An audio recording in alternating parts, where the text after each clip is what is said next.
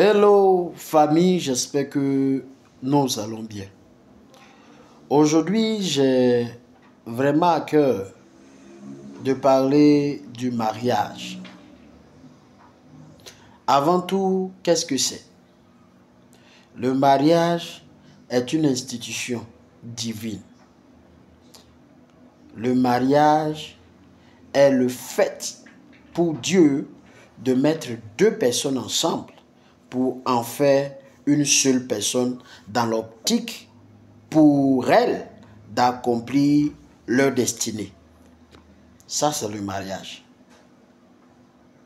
Cependant, dans le mariage, il peut y avoir plusieurs situations.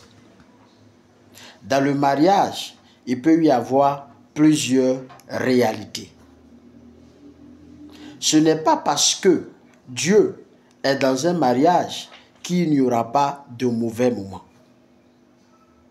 Pour citer mon père spirituel, qui disait le mariage n'est pas appelé foyer pour rien.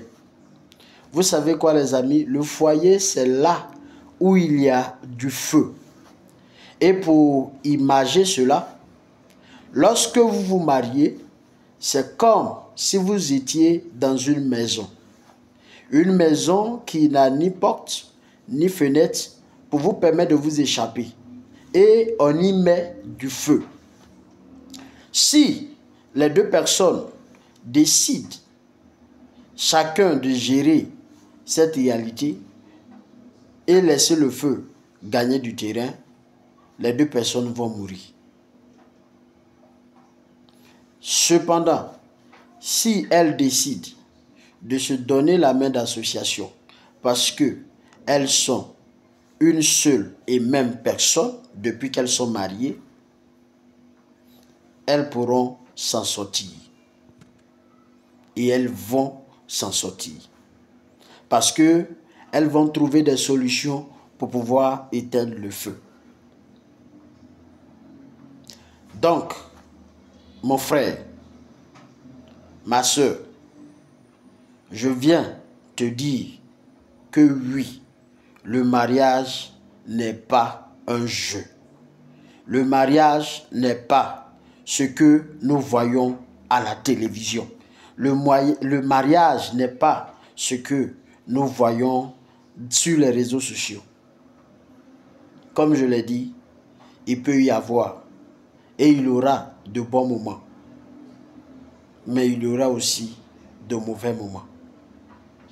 À vous maintenant de mettre les dispositions en place en comptant sur Jésus comme fondement du mariage pour vous en sortir. Tant que Christ est et sera dans la barque du mariage, vous n'allez jamais couler. Parce que il saura toujours vous aider à calmer les vents et les tempêtes. Donc, bien-aimé, avant d'entrer dans le mariage, pour toi qui n'es pas encore marié,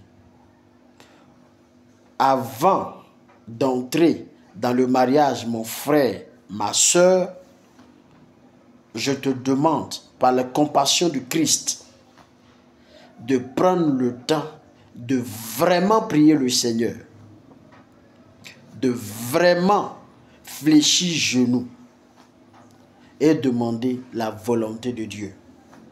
Et lorsque le Seigneur t'accordera sa volonté, tu pourras te lever pour aller te marier. Tu pourras te lever pour aller te marier. Pour nous qui sommes mariés, je voudrais vraiment nous encourager à davantage avoir Christ pour fondement, à toujours compter sur lui, peu importe les vents et marées. Car comme je l'ai dit, tant qu'il est dans la barque et tant qu'il sera dans la barque, peu importe les vents, les marées, les tempêtes qui vont souffler, rien ne pourra nous ébranler.